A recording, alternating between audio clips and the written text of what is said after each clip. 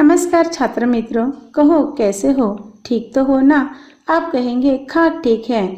इस कोरोना की वजह से हम पर पाबंदी लगी हुई है।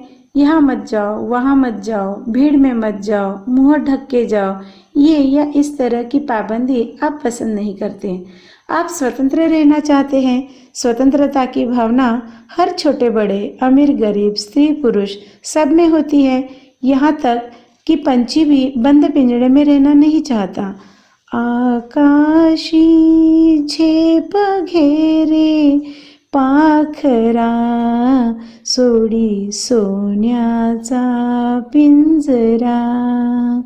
यह मराठी गीत तो आपने सुना ही होगा।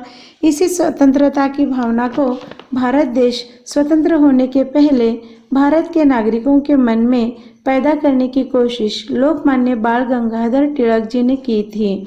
उन्हीं के भाषण से आज हम समझ लेंगे। 8वीं हिंदी सुलभ भारती इकाई 2 का पाठ 7वां स्वराज्य मेरा जन्मसिद्ध अधिकार है। इस पाठ के अध्ययन से जान लेते हैं। बाल गंगाधर तिलक जी का जन्म 1856 महाराष्ट्र के दापोली रत्नागिरी में हुआ। उनकी मृत्यु 1920 मुंबई में हुई। वे बचपन से ही प्रतिभावान थे। वे अध्यापक, सामाजिक कार्यकर्ता, स्वतंत्रता सेनानी, वकील थे। अंग्रेज सरकार के मन में डर पैदा करने वाले वे पहले स्वतंत्रता सेनानी थे। इनके बारे में आप अंतर्जाल से और अधिक जानकारी प्राप्त कर सकते हैं। इनकी प्रमुख रचना गीता रहस्य है। आज हम जो पाठ पढ़ने जा रहे हैं वह एक भाषण है। भाषण भी साहित्य की एक विधा ही है। इस पाठ में तिलक जी ने स्वराज्य के अधिकार को आत्मा की तरह अमर बताकर राजनीति, धर्म, स्वशासन अलग अलग उदाहरण देकर समझाए हैं। आप सब तो जानते ही हैं कि 150 से भी अधिक समय अंग्रेजों का भारत देश पर राज था। 15 अगस्त 1947 को भारत देश स्वतंत्र हुआ। इसी दिन को हम स्वतंत्रता दिन के रूप में मनाते हैं। अंग्रेजों के ज़माने में स्वतंत्रता की बात करना भी मुमकिन नहीं था। उस समय तिलक जी भाषण में बताते हैं, मैं यद्यपि शरीर से बूढ़ा किंतु उत्साह में जवान हूँ। मैं युवावस्था के इस विशेषाधिकार को छोड़ना नहीं चाहता।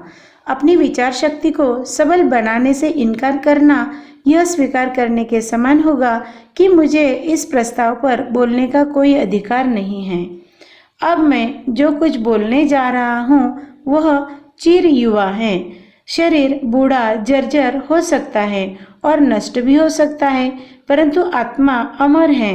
उसी प्रकार हमारी होम रूल गतिविधियों में भले ही सुस्ती दिखाई दे, उसके पीछे छिपी भावना अमर एवं अविनाशी है।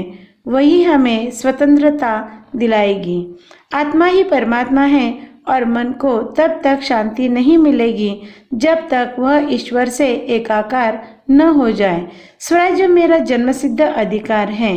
जब तक वह मेरे भीतर जागृत है, मैं बूढ़ा नहीं हूँ। कोई हथियार इस भावना को काट नहीं सकता, कोई आग इसे जला नहीं सकती, कोई जल इसे भिगो नहीं सकता, कोई हवा इसे सुखा नहीं सकती।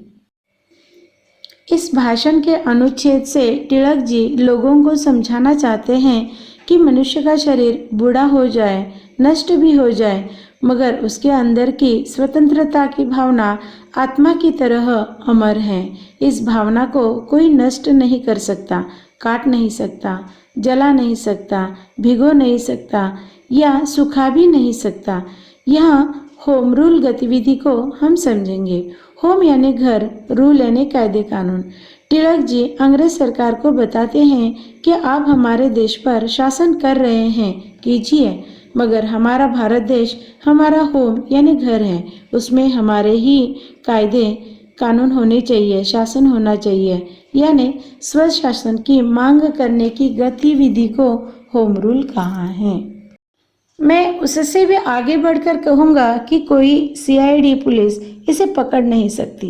मैं इसी सिद्धांत की घोषणा पुलिस अधीक्षक जो मेरे सामने बैठे हैं के सामने भी करता हूँ, कलेक्टर के सामने भी, जिन्हें इस सभा में आमंत्रित किया गया था, और आशुलिपि लेखक जो हमारे भाषणों के नोट्स लेने में व्यस्त हैं के सामने भी।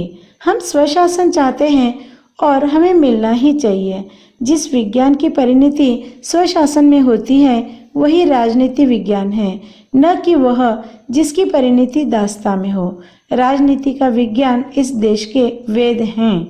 आपके पास एक आत्मा है और मैं केवल उसे जगाना चाहता हूँ। मैं उस पर्दे को हटा देना चाहता हूँ जिसे अज्ञानी, कुचक्री और स्वार्थी लोगों ने आपकी आंखों पर डाल दिया है। राजनीति के विज्ञान के दो भाग हैं, पहला दैवी और दूसरा राक्षसी। एक राष्ट्र की दासता दूसरे भाग में आती है। राजनीति विज्ञान के राक्षसी भाग का कोई नैतिक औचित्य नहीं हो सकता। एक राष्ट्र जो उसे उचित ठहराता है ईश्वर की दृष्टि में पाप का भागी है।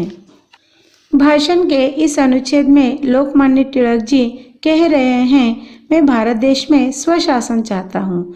मेरे सामने बैठे पुलिस अधीक्षक, कलेक्टर, संवाददाताओं के सामने भी ये बात कहने से मैं नहीं डरता। राजनीति यही बताती है कि लोगों को गुलाम, दास नहीं बनना है, स्वतंत्र बनना है। आपके पास स्वतंत्रता रूपी आत्मा है, उसे मैं जगाना चाहता हूँ। आपकी आत्मा पर स्वार्थी लोगों ने पर्दा डाल रखा है, उसे मैं दूर करना चाहता हूँ। विज्ञान हो या राजनीति, उसके दो पहलू होते हैं। पहला पहलू दैवी यानी लोगों के भले की भावना, दूसरा पहलू राक्षसी यानी लोगों के अहित की भावना, गुलामी की भावना। जो राक्षसी भावनाओं को बढ़ावा देते हैं वे ईश्वर की दृष्टि से पापी हैं। कुछ लोगों में उस बात को बताने का साहस होता है जो उनके लिए हानिकारक है और कुछ लोगों में यह साहस नहीं होता। लोगों को इस सिद्धांत के ज्ञान से अवगत करना चाहता हूँ कि राजनीति और धर्म शिक्षा का एक अंग है। धार्मिक और राजनीतिक शिक्षाएं भिन्न नहीं हैं, यद्यपि विदेशी शासन के कारण वे ऐसे प्रतीत होती हैं। राजनीति के विज्ञान में सभी दर्शन समाये हैं। इंग्लैंड भारत की सहायता से बेल्जियम जैसे छोटे देश को संरक्षण देने का प्रयास कर रहा है। फिर वह कैसे कह सकता है कि हमें स्वशासन नहीं मिलना चाहिए? जो हम में दोष देखते हैं वे लोभी प्रकृति के लोग हैं, परंतु ऐसे भी लोग हैं जो परम कृपालु ईश्वर में भी दोष देखते हैं। हमें किसी बात की परवाह किए बिना अपने राष्ट्र की आत्मा की रक्षा करने के लिए कठोर प्रयास करने चाहिए। अपने उस जन्मसिद्ध अधिकार की रक्षा में ही हमारे देश का हित छिपा हुआ है। कांग्रेस ने स्वशासन का यह प्रस्ताव पास कर दिया है। भाषण के इस अनुच्छेद से तिलक जी बता रहे हैं कि कुछ लोग गलत बात को गलत बोलने के लिए डरते हैं, क्योंकि अंग्रेजों के खिलाफ जाने वाले को अंग्रेज पकड़कर जेल में डालकर अत्याचार करेगी। इसलिए ऐसे लोगों को तिलक जी धर्म और राजनीति में बताई गई स्वतंत्रता की भावना के दर्शन करा रहे हैं। वे कहते हैं, आप अंग्रेजों से डरते हैं जो भारतीय सैनिकों की सहायता से बेल्जियम जैसे छोटे देश को संरक्षण देने की कोशिश कर रहा है, क्योंकि वह अकेला संरक्षण नहीं दे सकता। हमें किसी की भी परवाह किए बिना राष्ट्र के लिए, स्वशासन के लिए, देश के लिए, लोगों के स्वतंत्रता के जन्मसिद्ध अधिकार की रक्षा करनी चाहिए। प्रांतीय सम्मेलन कांग्रेस की ही देन है जो उसके आदेशों का पालन करता है। इस प्रस्ताव को लागू कराने हेतु कार्य करने के लिए हम कृत संकल्प हैं। चाहे ऐसे प्रयास हमें मरुभूमि में ही ले जाएं, चाहे हमें अज्ञातवास में रहना पड़े, चाहे हमें कितने ही कष्ट उठाने पड़े या अंत में चाहे जान ही गंवानी पड़े। श्री रामचंद्र ने ऐसा किया था। उस प्रस्ताव को केवल तालियां बजाकर पास न कराएं, बल्कि इस प्रतिज्ञा के साथ कराएं कि आप उसके लिए काम करेंगे। हम सभी संभव संवैधानिक और विधि सम्मत तरीकों से स्वशासन की प्राप्ति के लिए कार्य करेंगे। भाषण के इस अनुच्छेद में तिलक जी कहते हैं कि कांग्रेस के प्रांतीय सम्मेलनों में लोगों को स्वतंत्रता के प्रति जागरूक कराने का कार्य हो रहा है। देश में स्वशासन लाने के लिए लोगों को जान की परवाह किए बिना कठोर प्रयास कर देश में स्वशासन लाने के लिए वे प्रेरित कर रहे हैं।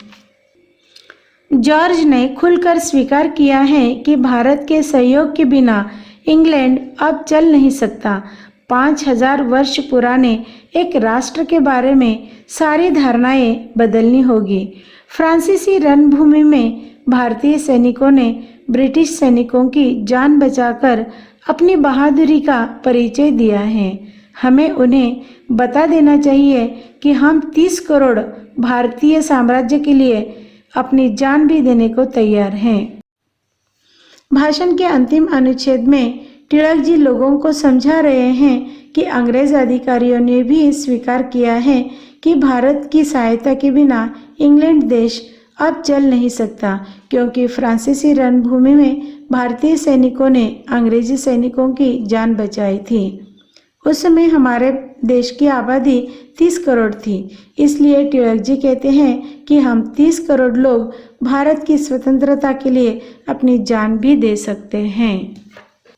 देखो छात्रों, अब आपकी समझ में आया ही होगा कि हमारे देश को स्वतंत्रता यूं ही नहीं प्राप्त हुई है। उसके लिए देश के नेताओं, क्रांतिकारों और उस समय के नागरिकों ने अपने प्राणों का बलिदान देकर भारत देश को स्वतंत्र कराया है। हमें उनके प्रति कृतज्ञता दर्शानी चाहिए और अपने देश की स्वतंत्रता को बनाए रखना चाहिए। जय हिंद।